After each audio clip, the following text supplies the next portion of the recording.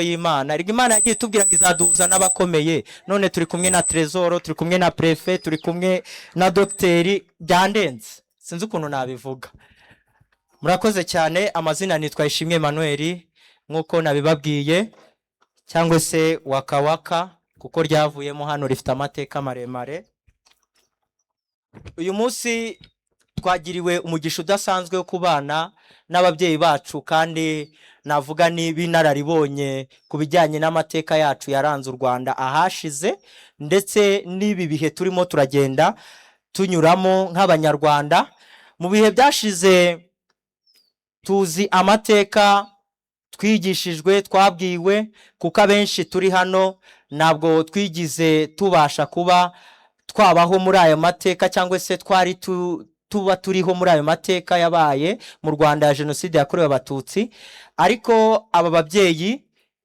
cyangwa se aba barezi bacu bari bariho icyo gihe kandi ni bamwe mu bantu tuzi bafite ubunararibonye kuri aya mateka dufite insanganyamatsiko tugiye kuganiraho mu gihe gitoya igira iti uruhare rw'iyobokamana mu iterambere ry'igihugu ridaheza iyi nsanganyamatsiko tugiye kuyiganiraho kugira ngo tugire byinshi tungukira hano tugire byinshi tumenya ku mateka yacu kandi by'umwihariko nk'uko mubibona dufite ibyiciro bitandukanye icyiciro cy'iyobokamana murabona ko gihagarariwe na Dr Antoine Rutayisire hanyuma icyiciro cy'imiyoborere gihagarariwe na Prefet wacu Harerimana Jean Damascene ndagira ngo mbakire babyeyi ngira ngo musuhuze imbaga y'abantu iteraniye hano murakoze reka twakire umubyeyi wacu Dr adusuhuze muraho mwese muraho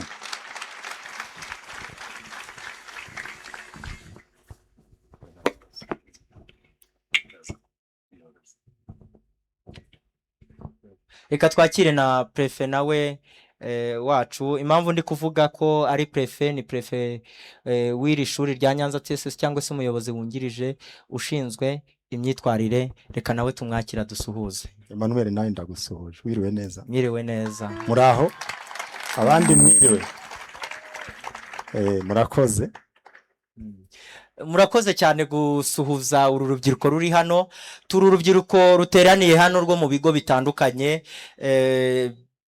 harimo ishuri rya Nyanza TSS cyangwa se aho zari muri Eto Gitarama ari naho turi iki gitaramo cyabereye kandi tukaba dufite n'abanyeshuri muri Kavumu TSS tukagira n'abanyeshuri muri Saint Trinité Nyanza TSS tukagira na banyeshuri ba Lycée de Nyanza abo bose bateraniye hano kugira ngo tubashe kumva amateka yacu ndetse tunumve bimwe bigiye bitandukanye ku mateka yacu byinshi natangira mbaza ni mushumba iyo tuvuze iyobokamana n'iterambere ridaheza ibyo bintu tubasha byombi kubihuza uti boreka mbanze iterambere ridaheza reka mbanze mpere ku iterambere gusa ubundi ikintu cya mbere kibaho muranyumva neza ikintu cya mbere kibaho iyobokamana bitajyana umuntu mu iterambere iryo ngiryo uwitwa Karl Marx yahise ngo ni opium du peuple ni ikiyobyabwenge ni ikirangaza ubundi witegereje neza mu itangiriro muri Bibiliya Imana irema isi umuntu yari muri Edeni hari ibintu bitanu byapfanye n'icyaha ari naho iyobokamana riza gukosora ibintu icya mbere umuntu yabanaga neza n'Imana icya kabiri umuntu yabanaga neza nawe ubwe kuko buriya abantu benshi mperutse kubona umumotari yaratwaye umuntu yari yanditseho ngo buri muntu wese uhura nawe mu nzira ngo ni intambara igenda bikubwira ngo buri muntu wese aba afite intambara imurimo arimo kurwana nawe ubwe utongeyeho n'abandi byazanye n'icyaha ubundi umuntu yagendaga ameze neza niyo mpamvu batubwira ngo Adamu na Eva ngo bari bambaye ubusa ntibakorwe n'isoni bari bafite confidence muri bo icya gatatu bari babanye neza icya kane bari bafite ibibatunga icya gatanu bari babanye neza n'ibidukikije ibyo bintu bitanu byose byapfiriye rimwe umunsi icyaha kiza mu isi ubundi iyobokamana ni inzira yo kugarura ibyo bintu mu buryo, kunyunga n'Imana, bikamfasha kwiyakira jyewe ubwanjye, bikanyunga nanjye ubwanjye, bikanyunga n'abandi, bikamfasha kubaho neza, bikamfasha no kwita ku bidukikije. Urumva rero muri ibyo byose iterambere ni iryo ngiryo. Ubundi iterambere ridafata kuri ibyo bintu bitanu ntabwo riba ryuzuye. Rero iyo uvuze ngo iterambere ridaheza, ubundi iterambere riheza naryo amacakubiri, ubusumbane nabyo byazanye n'icyaha. Kubera yuko umunsi umuntu akora icyaha, Imana yabajije Adamu ngo ariko Adamu, kugira ngo wibone wambaye ubusa, ntabwo ushobora kuba ari kuri rwa rubuto nakubujije. Aravuga ngo ntabwo ari jyewe, ngo nuriya mugore. Iki kintu rero cyo gutungana agatoki, cyo kumva iteka ryose wimura ibibazo byawe ukabishyira ku bandi, aho kugira ngo ube responsable y'ibibazo byawe ukabyitirira abandi, uzasanga iteka ryose icyo nicyo kizana amacakubiri mu bantu. Yewe na jenoside yakorewe Abatutsi, yewe nakoze muri komisiyo y'ubumwe n'ubwiyunge igihe kirekire, ndi umukomiseri, ariko ntabwo kari akazi, twebwe twari abakomiseri twakoraga iyindi mirimo. Noneho muri gereza ukabaza umuntu utari ko bariya abantu wishe wabiciraga iki, ngo kwari ukwirwanaho. Na ka gakecuru na wa mwana ngo yari self defense ku muntu udafite n'ubushobozi bwo kuba yakurwanya. Iteka ryose ugasanga umuntu arimura icyaha yakoze akagishyira ku bandi. Icyo ngicyo ibintu by'amacakubiri no guheza no gutandukana, ariko no kugabanya ubushobozi bw'abandi mu bihano Imana yahaye umugore. Ngo kuva wumva inzoka ntihumvire ibyo nakubwiye, ngo kwifuza kwawe kuzaherera ku mugabo nawe azagutwara. Ibyo bikubwira ngo ayo macakubiri, icyo kintu cyo gukandamiza kijyana n'ibyaha. Ariko igihe Yesu yazaga mu isi, yaje kugira ngo ibyo byose abisubize ku murongo, avanemo iryo kandamiza, avanemo ayo macakubiri, avanemo iyo mibereho mibi, avanemo uko gutandukana n'Imana, avanemo icyo kintu cyo gutakaza agaciro k'umuntu, byose abisubiye ku murongo. Iryo niryo terambere ryuzuye. Sinzi niba nshubije ikibazo cyawe. Urakoze cyane. Ariko ugifitemo ibibazo naza kugusubiza nyuma, reka wenda icyo washaka kumubaza ubanza ukimubaze. Hari ikintu uvuze cyangwa se ku nkuru ijyanye na Adamu na Eva. Hari abakristo benshi muri sosiyete tubamo bagiye bafite imyitwarire igiye itandukanye, ugasanga umuntu avuga ko ari umukirisitu cyangwa se ari umuntu warokowe, ariko imyitwarire yiwe ugasanga ntabwo igaragaza koko ari umukristo cyangwa se ari uwarokowe. Ese aba bantu ni iki twakora kugira ngo babashe kuba imyitwarire yabo yahinduka ibe myiza, dushingiye ku ngero zitandukanye wari umaze kutubwira? Ikibazo cy'abakristo cyo kirakomeye, ni kinini cyane, kuko ubukristo abantu benshi babugarukirije mu rusengero, kumva yuko ajya mu rusengero akaririmba, yaba ari nk'umupastori nkanjye akabwiriza, akakora n'indi mirimo, ariko ntatekereze yuko Yesu we yaravuze ngo abantu muzabamenyera ku mbuto bera. Sibyo? So niba ugera hanze ukera imbuto zitandukanye n'ibyo uvuga by'ubukristo, ubwo Kristo bwawe Imana yo iba yabukuyeho. Kubera yaravuze ngo muzabamenyera ku mbuto bera. Ntabwo yavuze ngo muzamenyera ku kuririmba, ntabwo yavuze ngo muzamenyera ku buryo basenga cyane, ntabwo yavuze ngo muzamenyera ku maturo batura, ntabwo yavuze ngo muzamenyera ku nshuro bajya mu rusengero, kuko icyo gihe no mu gihe cya Yesu nta n'insengero yasize. Yaravuze ngo abantu banjye muzamenyera ku mbuto bera.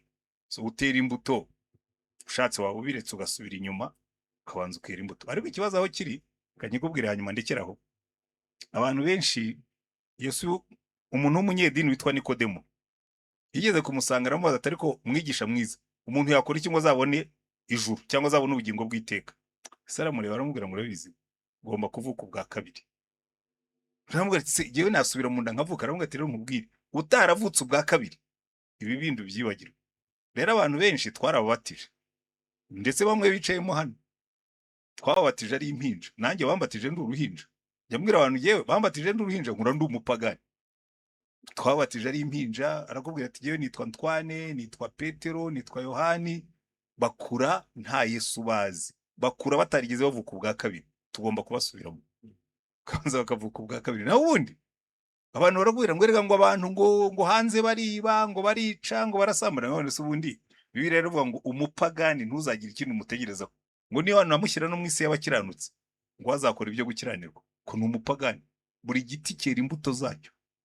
Nutera igiti cya sipure kizera imbuto za sipure, nutera icya grevireya kizera grevireya. nutera inturusi zera inturusi, nutera amacunga zera amacunga, ntabwo azera amapera. Buri giti cyera imbuto zacyo. Umupagani akora iby'abapagani, cyane cyane iyo umuntu akiri mutoya nk'uko aravuga ariko njyewe ntabwo ndi umupagani. Iri ihangana umunsi uzagera hanze ukabona uburyo bwo kuba umupagani uzamuka. Udafite Yesu uri umupagani, kandi kuba umupagani ntibivuga ko uri mubi. Oya, kuba umupagani ntabwo bivuga ko uri mubi. Usanze umupagani hariya ni umwana mwiza kugeza igihe aza guhura naho akorera ibyaha, ububi bukagaragara. Nuko bigenda. urakoze cyane. Nabaza prefe cyangwa se Damascene, muri jenoside hari abantu batakaje ubumuntu. Ni uruhe ruhare ukwizera nyakuri rwari kugira ngo ibyo bitabaho?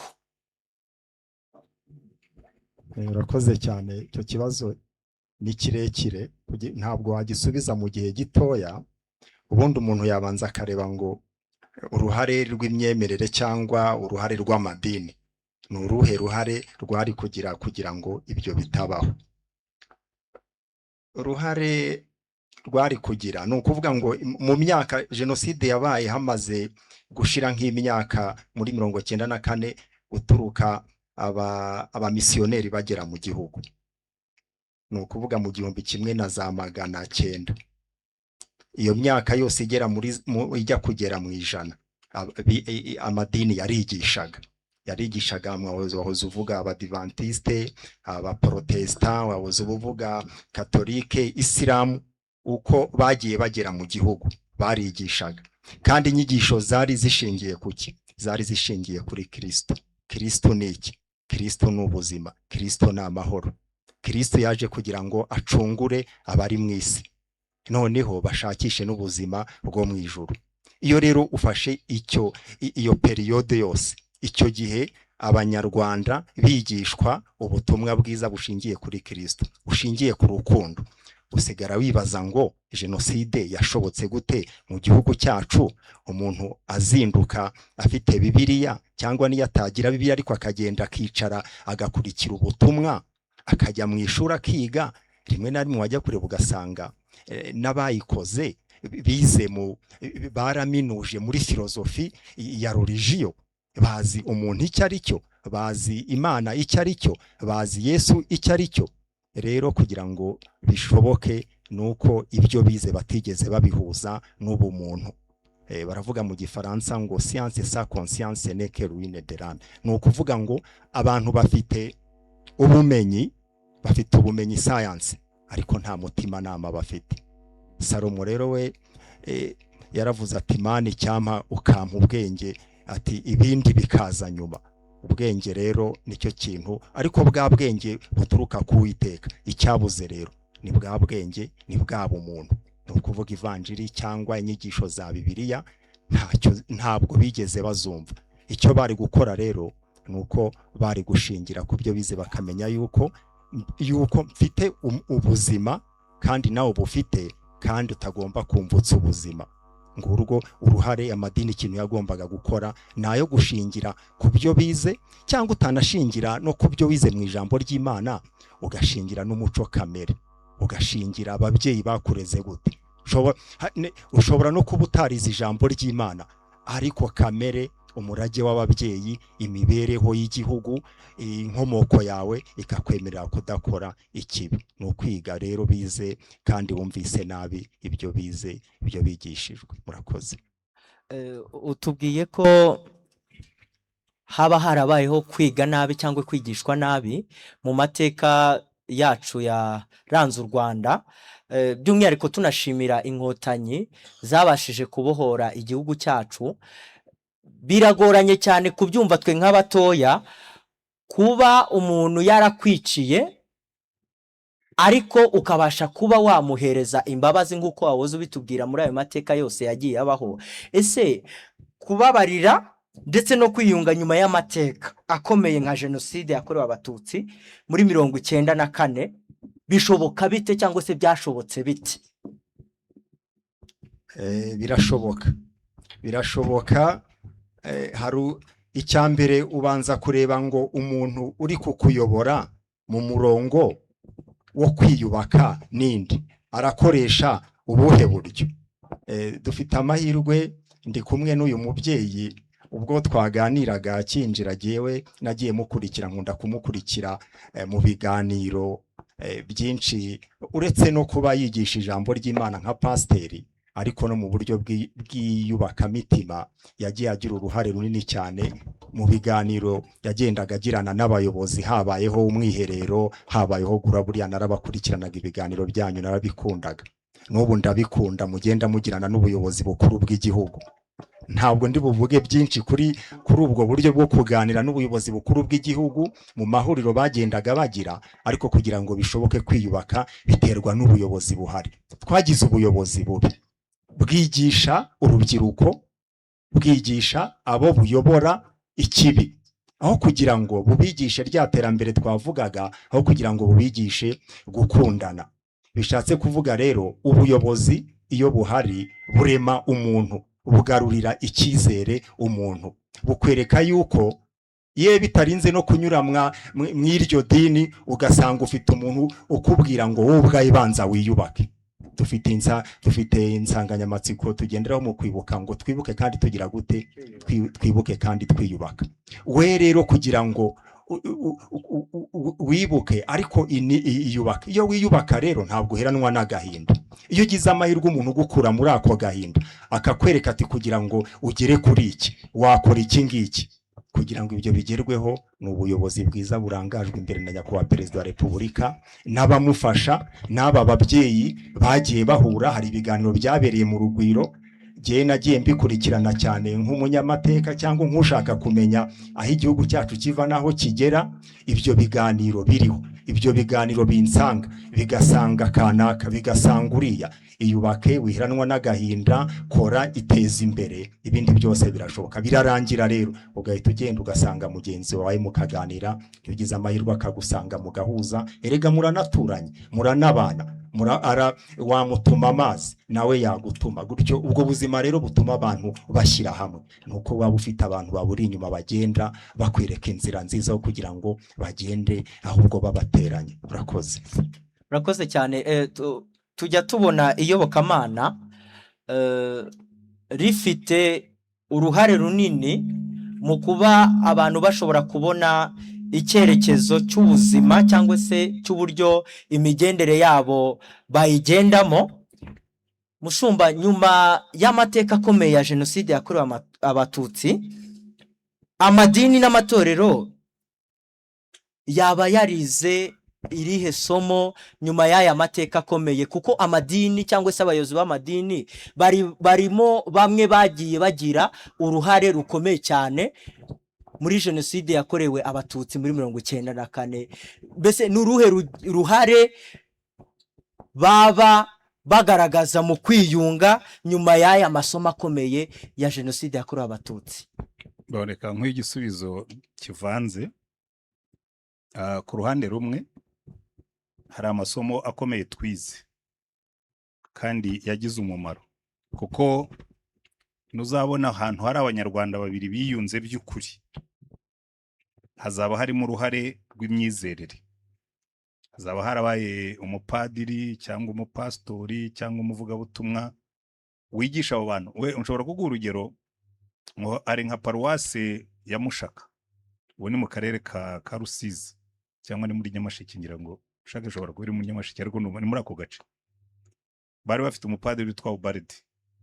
Ubaridi abantu barafungurwaga akabigisha akababwira ati nzabafungurira amasakaramentu kabanza akabigisha yarangiza akabafungira amasakaramentu aho kugira ngo yafungure akayafunga ati ngiye nzagufungurira amasakaramentu ariko unyeretse yuko abantu wiciye wabasabye imbabazi bakakubabarira noneho akaba ari baza bakagutangira ubuhamya urumva uwo nguwo yagizemo uruhare runini ugiye ukajya muri za gereza yewe mu Rwanda hari gereza 16 muri 1995 ngira ngo ukuyemo ya Miyove rubuririya muri Gicumbi ni ya ahandi hantu hamwe ngira ngo ubu ni muri Karongi izo zonyine ntabwirijemo nabonye imbaraga z'umusaraba zemeza abantu kwihana ibyaha bakabyatura pe bagasaba imbabazi mbona imbaraga z'umusaraba zemeza abacitse ku icumu bemera kubabarira nanjye ndimo. Rero bikubwira ngo aho ngaho twahagize hakozwe umurimo ukomeye cyane, ariko ubu ngubu usubiye inyuma ukareba ukuntu amatorero, abapasitori n'abandi babanye hagati yabo, ubona yuko hari isomo tutari twiga neza. Kuko kiriya kibazo bamubajije, ubundi buri icyatumye jenoside yakorewe abatutsi ishoboka mu gihugu cy'abakristo 90% cy'abaturage bose, umukaridinali witwa Echegarayi muri 95 yaje ino, noneho abaza abapadiri n'abasenyeri, kuko urumva karidinali yaratumwe na papa, bati nimumbwire byashobotse bite ngo mu gihugu gifite abakristo 90% by'abaturage, miliyoni y'abantu ipfa mu kwezi kumwe. Umupadiri umwe aramubwira rwose nta gucayiriye, ngo ati buriya ati imbaraga amaraso y'ubwoko yarushije imbaraga amazi y'abatisimu. Urabyumva neza? Amaraso y'ubwoko, amaraso y'ubwoko yarushije imbaraga amazi y'abatisimu. Mu yandi magambo bivuga ngo kwiyumva mu bwoko bwanjye byarushije imbaraga kwiyumva nk'umukristo.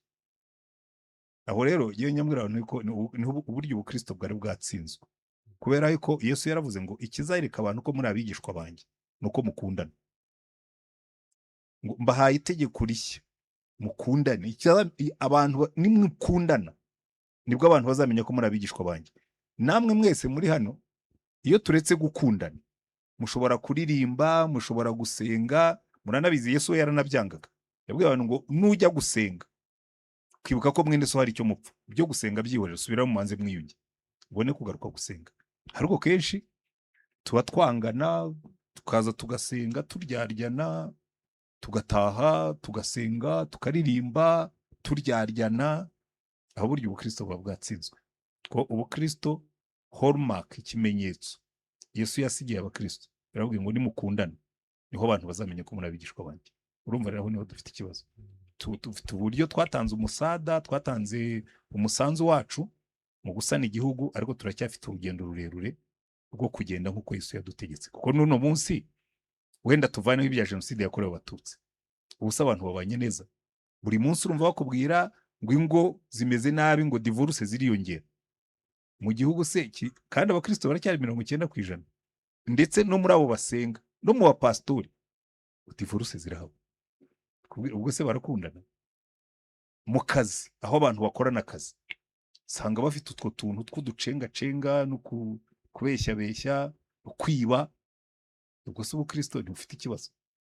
Rero ibi ngibi impamvu tugomba kuvuga ubutumwa, tukongera imbaraga, tukigisha abantu kugira ngo ubukristo bubyare umusaruro Imana yari butegerejemo ibushyira ku isi. Kugira ngo babaze ikindi kibazo. Mushumba urakoze cyane. Tubwiye ku kijyanye n'ubukristo, turacyagikomozaho kandi tunagihuza n'amateka yacu u Rwanda rwanyuzemo. Ese iyo tuvuze never again, iyobokamana ribigiramo uruhe ruhare, cyane ko n'izo nyigisho mukunda kuziganiraho cyane? Iyo tuvuze never again, iyobokamana ribigiramo uruhe ruhare? Oya never again ubundi ni ibintu byoroshye, sibyo? Never again dusubiye inyuma tukavuga ngo tugiye kuba abakristo nk'uko Yesu yadushakaga, cyangwa tugiye kuba abakristo nk'uko Yesu yatubwiye. Never again yakwikora. Turamutse tubayeho dukundana, none se twakwicana biciye kandi twemeranije ko tugiye kubaho nk'uko Yesu yavuze? Aha rero niho hari ikibazo. Cyakora igihe ibyo bitari byaba, nabwira nkamwe b'urubyiruko ngo never again ni mwebwe, ko twebwe turashaje. Buri umuntu wese ushaka gukora ibibi ntabwo ahamagara abasaza nkanjye. Nkubwije ukuri, ufasha abasaza bangana nanjye ukababwira ngo nimuze tubatize imihoro mujye gutemana, ntabyo bashobora. Bakenera urubyiruko rufite imbaraga, rwirukankana umuntu. Nkanjye ubu nirukankanye umuntu, najya kumugeza hariya hepfo yansize. Ariko ufate abantu b'urubyiruko nkabo, ubwo turiya muntu ntabacike, baramukurikira niyo yagera hehe. Buriya rero uzarebe muri jenoside, ni nacyo kibabaje. Abantu bakoreshejwe cyane kugira ngo jenoside ishoboke ni urubyiruko. N'abarwanya intambara yo kwihagarika ni urubyiruko.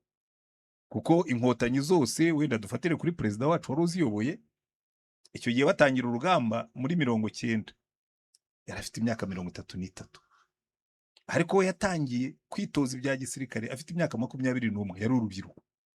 abahagaritse urebye aba bajenero bose uba wumva abenshi baje, urumva ngewe nari mfite jenoside irangira muri 1994 nari mfite imyaka 35 kandi abenshi narabarutaga. Rero bikubwira ngo bari mu myaka 28, 27, bamwe bo ndanabazina navuga n'amazina, baraho muri za 26 ari abakoroneri, abandi ari abamajoro bafite 23 n'ine. Ni urubyiruko rwahagaritse jenoside nk'uko ari urubyiruko rwatumye jenoside ishoboka. Ubwo rero never again twabwira mwebwe ahubwo ngo ibi ngibi ntimuzabisubiremo, mwabonye aho byatugejeje tutanashyizemo n'ubukristo. Cyonyine niyo twabishyira muri patriotisme, tukabishyira muri civisme, tukabwira abantu ngo mwabonye ukuntu igihugu, ariko mwe nta n'ibyo mwabonye. Ndacyo kibazo, mushobora no kuzasubira muri izo nzira mbi ko ntabwo mwamubonye ingaruka zabyo, ariko bamwe barazibona. Iyo ubona nk'abantu benshi bafunze kandi bikubwira ngo hari ikigo, kuko nta mwana n'umwe uri hano wabyawe n'umuntu wagize uruhare muri jenoside, yaba yaramubyaye savuye.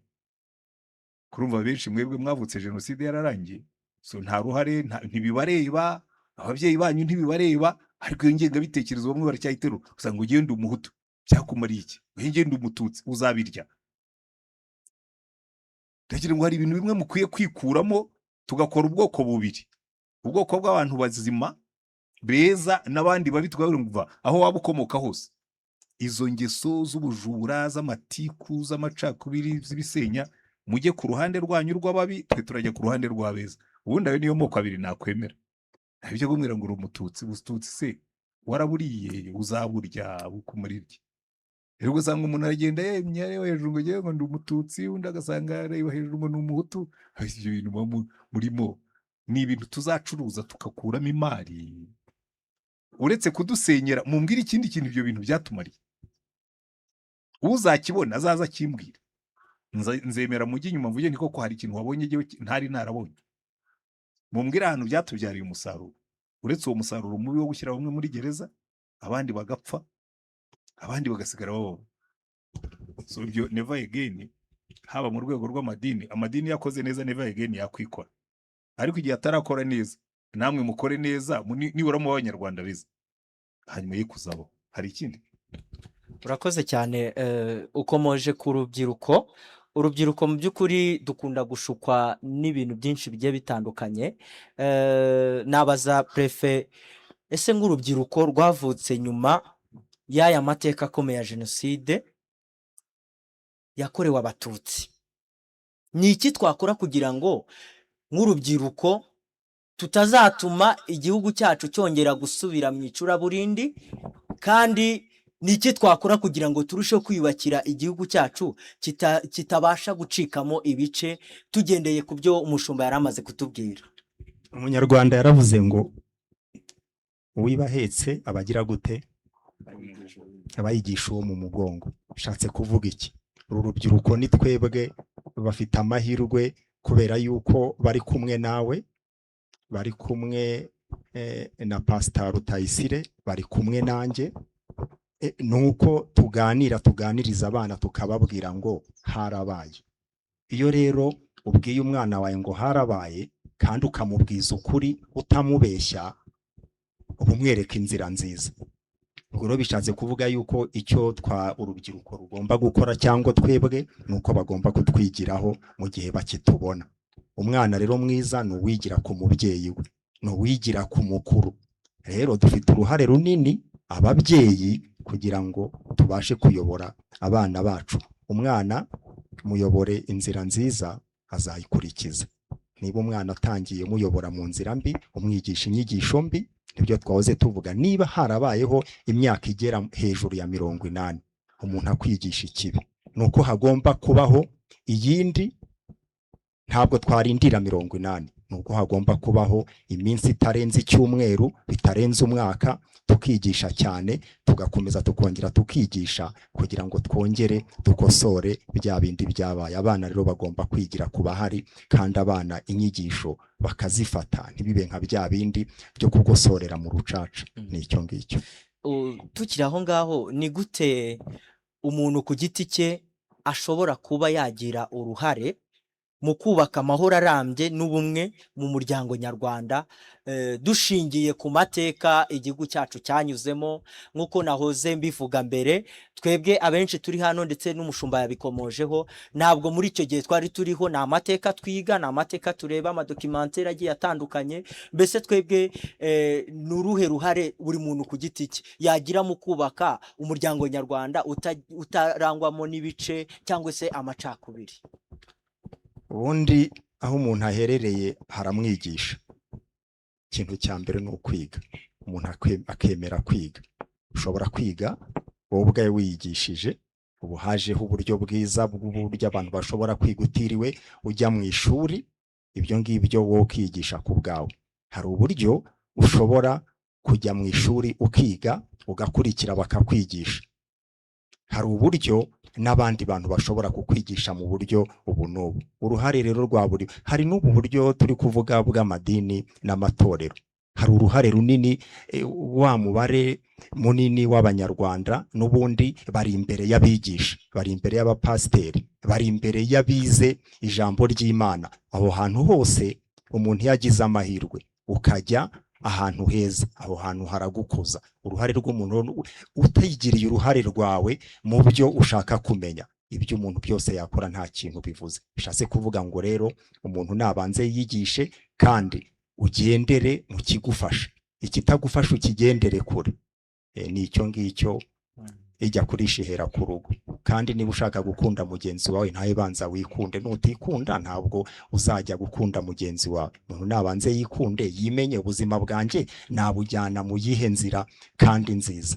Nyuma yaho numara kubona yuko ugomba gukaraba ukambara ukaberwa ukagenda mu nzira, utagenda mu mahwa, n'undi muntu muzagenda nuzifuza yuko azacya nkawe, agendere mu nzira nziza ntashora undi mu mahwa. Icyo gihe rero ijya kurishihera ku rugo n'ukwihera. Urakoze cyane. Turimo turagana ku musozo mushumba, namwe mushobora kuba mwatusubiza ikibazo twabajije prefe. Yaragishubije neza, ariko reka se nugana kuri samari incamake. Ubundi umuntu wese kugira ngo agire ubuzima bwiza butuma atajya no muri ibyo by'imburamumaro, agomba kuba afite vision, icyerekezo. Buriya ndashaka no kubasigira nk'abajene. Ubundi mu mutwe wawe iyo utekereza, jewe mfite imyaka 68, mfite abana, mfite n'abuzukuru. Ugihe uzangana nanjye wifuza kuzaba ubaye huti mu Rwanda rusa ruti, rurangwa n'iki? Umunsi uzakora icyo cyerekezo, uzaza ashaka kukigukuramo, uzajya umubita ariko yewe ndumva aho urimo kujya siho njye, ntabwo turi bujyane. Buri impamvu ubona abantu benshi bagenda bameze nk'igiti bataye mu mazi, badriftinga through life, genda nta cyerekezo bafite. Uzabirebe iyo ubyutse mu gitondo ntacyo ufite mu mutwe uri bukoresha igihe cyawe, uje wese akujyana aho ashaka. No mu gihugu ni kimwe. Iyo urubyiruko nkuru rudafite icyerekezo, rutatojwe gutekereza ngo bavuge ngo hari igihugu dushaka, ibyo dukora byose it's a contribution, ni umusanzu turimo gushyira mu kubaka icyo gihugu twe dushaka. Kuko ejo nge nzagenda, ubugiye ndi mu kiruhuko cy'izabukuru, deja birakubwira iki? Ndavuga mu byahise, ariko mwe muravuga mu bizaza ejo. Igihe nzaba mfite imyaka 90 cyangwa narapfuye mwarampamye, igihugu muzasigarana kizaba gisa gite? Ujye utekereza gutyo. Kuko no kwiga kwawe wagombye kwiga uvuga ngo ndifuza kwiga nkazagira uruhare mu gihugu kiri imbere. Ariko icyo ngira ngo tukigiraho n'ikibazo, kubera ko usanga no mu ishuri hari igihe umuntu yiga gusa atazi n'icyo yigira. Kamubaze ko icyo urimo kwiga, ati ndiga nyine. Ureze uriga ngo bigende bite? Ati nyine barambwiye ngo njye kwiga. Ujye kwiga gusa, uraho ngaho uri muri gute? Nta na dream ugira, nta n'inzozi, nta cyerekezo, nta cyifuzo. Icyo rero niyo kintu nashatse nakwifuza kubateramo. Kuko umunsi uzagira dreams, ukagira inzozi zawe z'igihugu. Reka mbaho urugero rutoya hanyuma nsoze. Jewe kuva ndi umwana nakuze turi mu gihugu kibi, data bamwishe mfite imyaka 5. Urumva nyine ubwo nakuze mu bibazo cyagiye cya za 61 na gatatu, kugiye nibwo data yapfuye, twiga sogonderi baratwirukana, ariko mu kwiga nkakunda igihugu. Sinzi ukuntu, cyane cyane muri university twari dufite umupadiri watwigishaga, yaratubwira ati ikintu cya mbere nshaka kubacengezamo mwabana mwe, yitwaga Alexis Kagame, yatwigishaga ikinyarwanda, akatubwira ati ubundi mu ishuri ryacu ry'abanyarwanda iryo bitaga itorero, bigishaga abana gukunda igihugu. Mu byo nzabigisha muzasigarana, ibizakubaho byose uzibuka ko igihugu kitakugiriye nabi, abakugiriye nabi ni abantu, si igihugu. Yewe byangiyemo, nakundaga, numvaga nkunda ubunyarwanda cyane, numvaga ndi proud yo kuba umunyarwanda. Nabyo nabikuye mu ishuri aho twize mu seminari. Hari umupadiri watwigishaga nanone witwaga Gustave Senyeri, yari umuyezuiti, yari umubirigi, ariko we icyo namukuyeho, ntabwo yakundaga ibyo bintu byo gukunda igihugu, ahubwo yirataga ko ari umubirigi. Yatwigishaga ikilatini, ndibuka hari text yatwigishaga yakundaga gusubiramo akajambo kayo kanyuma kavuga ngo horum omnium fortissimi sunt berigari, ngo muri abo baturage bose ngo bari batuye aho, ngo abanyembaraga cyane barababirigi. Kumva bivuga afite ishema, ariko njye mvuga ariko wajya agira ishema ryo kuba umunyarwanda. Noneho urumva ibyo byose biteranye, tugiye muri universite, twigishwe na Kagame nyine watwigishaga gukunda u Rwanda.